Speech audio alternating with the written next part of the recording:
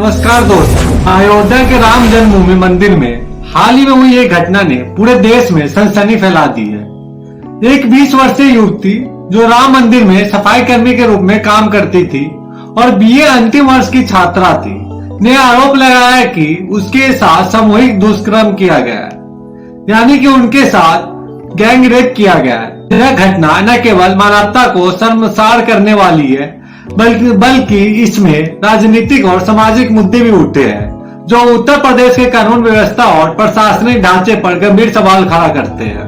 पीड़ित के अनुसार उसे 16 अगस्त 2024 को वंश चौधरी नामक व्यक्ति ने अयोध्या के एक गेस्ट हाउस में ले जाकर बंद कर दिया।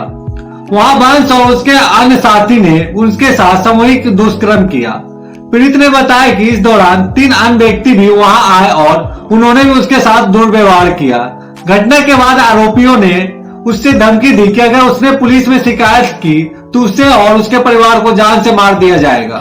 इस भय के कारण पीड़िता ने तत्काल पुलिस में शिकायत नहीं की। 25 अगस्त को आरोपियों ने फिर से उससे अगवा करने की कोशिश की, लेकिन उनकी गाड़ी एक हादसे का शिकार हो गई, जिससे पीड़िता को भागने का मौका मिला। इसके बाद पीड़िता ने हिम्मत जुटाकर पुलिस में शिकायत दर्ज कराई। हालांकि पुलिस ने शुरुआत में उसकी रिपोर्ट दर्ज नहीं की। 2 सितंबर को पुलिस ने मामले की जांच के बाद प्राथमिकी दर्ज की और भेज दिया। इस मामले ने पुलिस की कार्यशैली पर गंभीर सवाल उठाए हैं। समाजवादी पार्टी के अध्यक्ष अखिलेश यादव ने इस घटना पर गहरा शोक व्यक्त किया और पुलिस की लापरवाही की निंदा की। उन्होंने कहा कि यह घटना उत्तर प्रदेश में बढ़ते महिला उत्पीड़न के मामलों का एक उदाहरण है, जहां पीड़ितों को पुलिस द्वारा गंभीरता से नहीं लिया जाता है। अखिलेश यादव ने कहा, अयोध्या में सामूहिक दुष्कर्म की शिकार युवती का जो बयान सामने आया है, उससे स्पष्ट होता है कि राज्य में महिलाओं की सुरक्षा की स्थिति दयनीय है और पुलिस की असंवेदनशीलता अपराधों की बढ़ावा देती है। उन्होंने कहा कि रिपोर्ट दर्ज करने में देरी और असंवेदनशीलता ने अपराधियों के हौसले बुलंद किए हैं।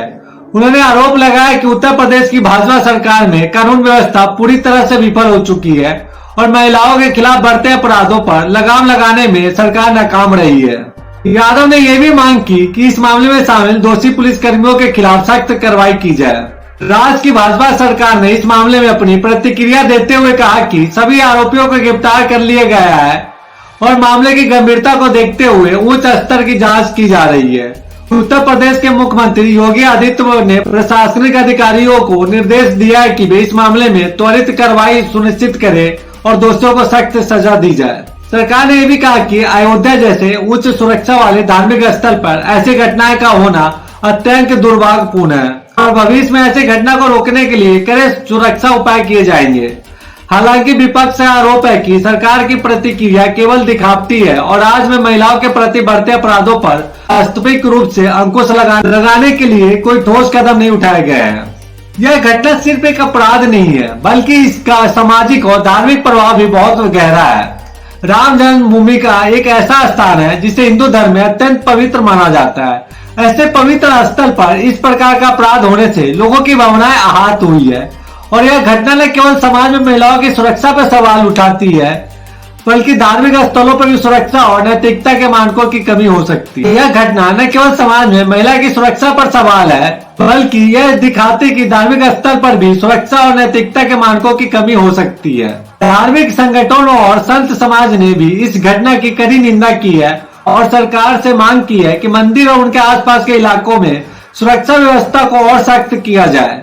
उन्होंने कहा कि ऐसे स्थानों पर उच्च सुरक्षा मानकों के बावजूद इस तरह की घटनाएं होना धार्मिक संस्थानों की गरिमा पर भी सवाल खड़ा कर सकता है। इसके साथ ही यह भी आवश्यक है कि धार्मिक स्थलों पर काम करने वाले कर्मचारियों की सुरक्षा सुनिश्चित की जाए और उन्हें किसी भी प्रकार के उत्पीड़न से बचने के लिए उचित कदम उठाए जाए। उत्तर प्रदेश में महिला सुरक्षा एक बड़ा राजनीतिक मुद्दा बन गया है। पिछले कुछ वर्षों में राज्य में महिला उत्पीड़न के मामले में वृद्धि देखी गई है और इस मामले ने सरकार की विफलता को उजागर किया है।